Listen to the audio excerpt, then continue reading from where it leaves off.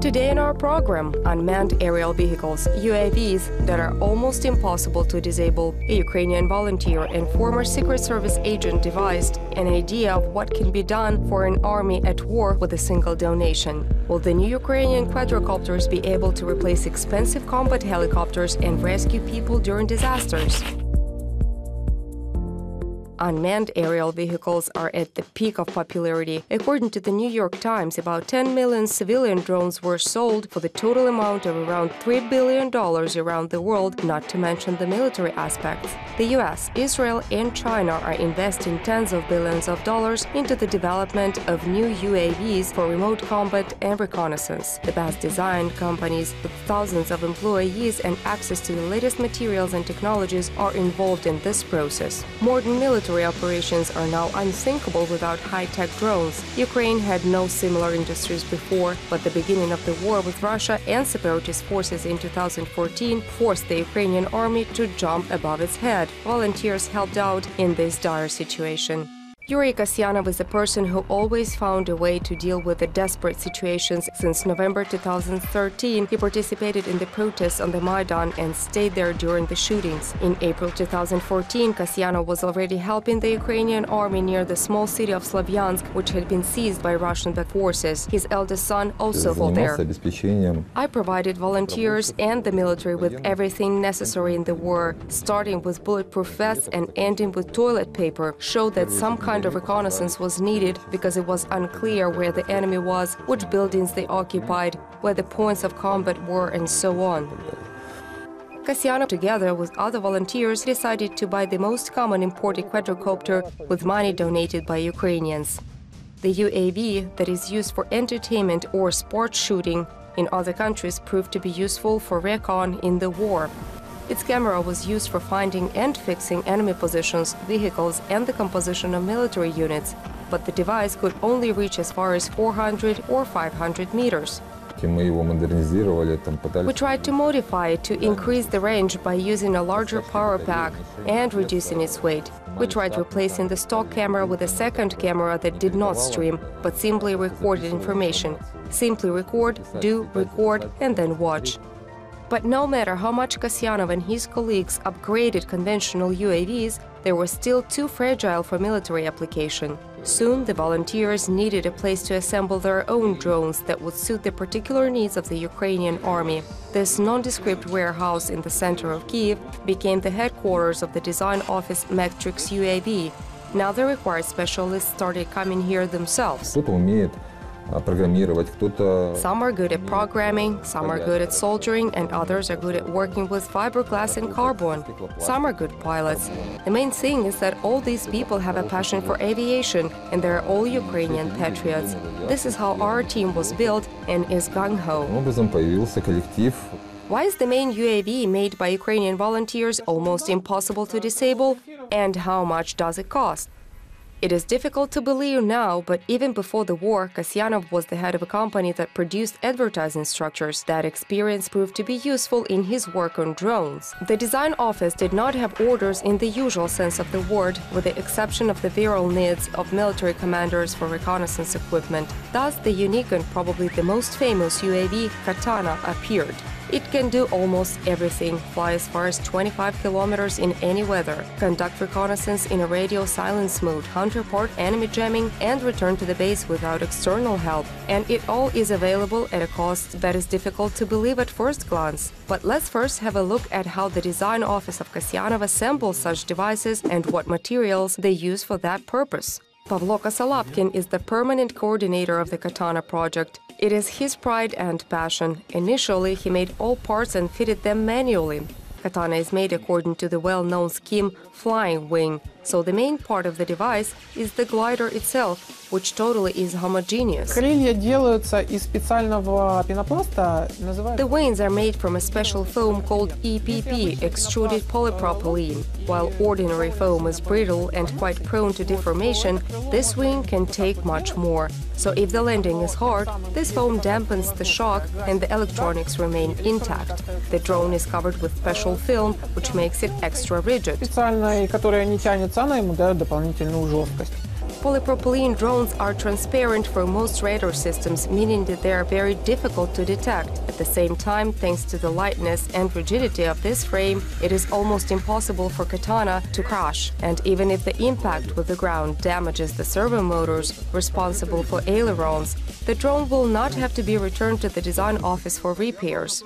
If a servo motor is damaged, it can be easily replaced. Nothing is glued to the frame. We can just unscrew it and replace it. So the repairability of damages is high, and repairs can be done in field conditions.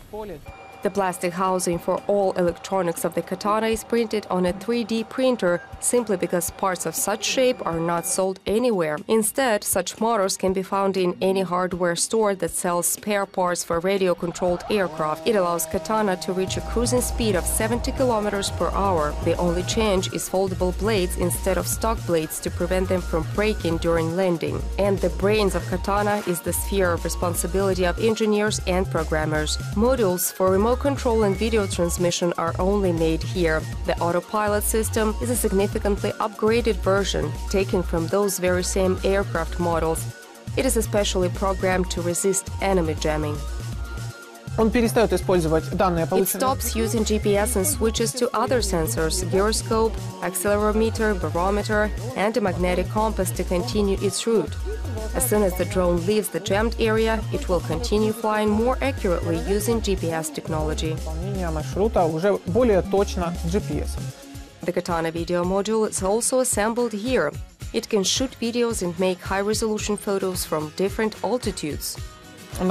There are two cameras, one for 300 meters and the other one for 600. Those are our basic altitudes. If the cloudiness is high, it flies higher, and the chances of it being shot down by small arms are extremely low. But if the cloudiness is low, the drone also has to fly low, and the risk of losing its altitude is equally high. So the drone flies at an altitude of 300 meters. It's not a problem as it can find targets at both altitudes.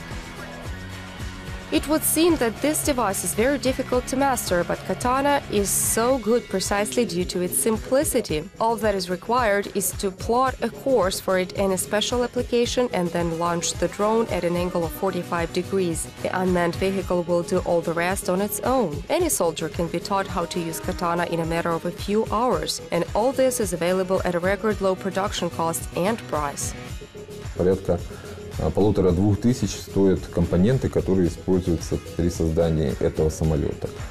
The components used for the creation of the drone cost around $1,500 to $2,000 plus labor and rent. But I still do not think such an aircraft would cost more than $3,000 to $4,000. The state buys UAVs at a cost of at least $15,000. Speaking of the Polish ones, one 3-aircraft set costs 500,000 euros. At the same time, our drone does 95% of what the Polish ones are capable of. При этом наш аппарат выполняет до 95% задач, которые выполняет тот же польский флай-ай.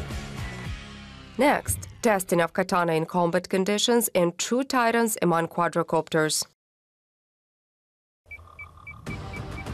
Only using Kasyanov's Recon drones in real combat conditions shows their true potential and worth. Even though they're practically invisible for radar, they can be seen from the ground. This unique footage shows the drone being spotted by enemy forces during reconnaissance. It is about to take fire from an assault rifle. Will its ultralight design survive a hit of a large caliber bullet?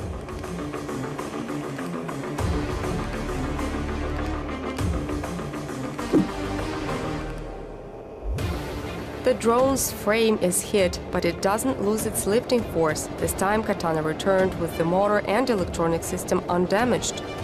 However, the most important thing for designers is the successful transfer of intelligence, not the return of the aircraft to the base.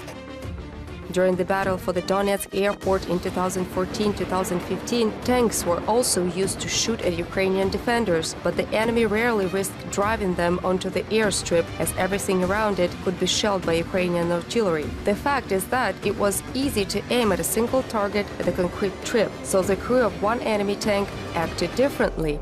Сепарский танк выезжал со стороны Спартака и вдоль забора с It fired through holes in the defense along the landing strip periodically. The defenders of the airport did not see it. Защитники ДАПа, они его не видели.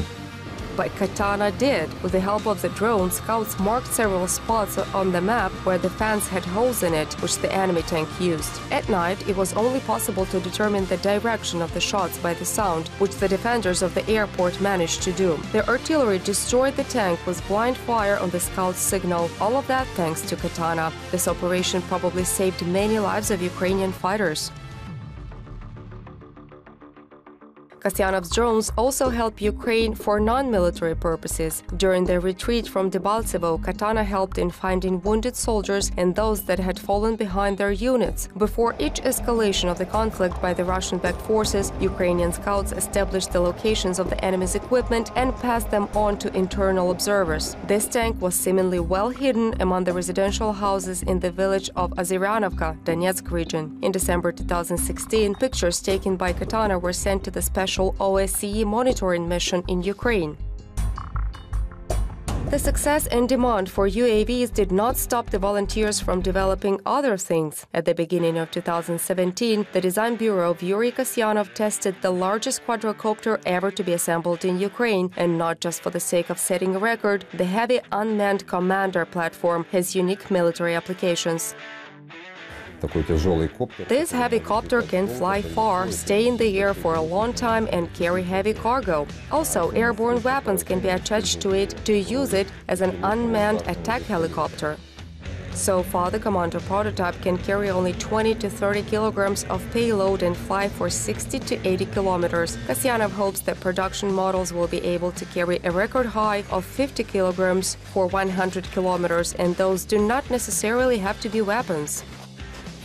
Такие аппараты могут использоваться для тушения высотных пожаров. Such devices can be used to extinguish figures, которые имеют большой запас полетного времени, можно и большой грузоподъемность можно использовать. Such heavy vehicles that have large reservoirs of flight time and a large load capacity can also be used to rescue people in the water. It can drop live bios, live vests and ropes to tow drowning people to the shore. Фал, за который утопающий зацепится, и его отбуксируют к берегу. Who said that only UAVs have to be able to fly far? Matrix UAV is developing a stationary unmanned platform called I, which will be powered through a cable and rise as high as 100 meters. It will allow surveillance of enemy positions and laser highlighting targets for the guidance of small missiles. If we combine the system with Katana and Commander, we will have a full-package drone reconnaissance and fixing complex. Buying a similar complex from international companies could cost millions of euros. In the case of Kasyanov design office, this will cost only tens of thousands of dollars, but the Ukrainian army gets it all for free.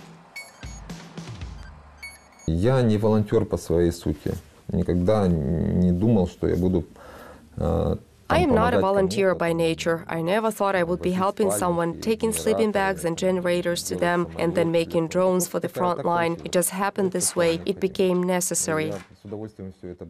I would have happily traded it all for the things I like doing, like reading books or running some kind of business. Бизнесом каким-то. Yuri Kasyanov plans to establish commercial production of drones someday, but most of all, he cares not for profits from the potential business, but for helping as many Ukrainian soldiers as possible to return home from the war alive and with victory.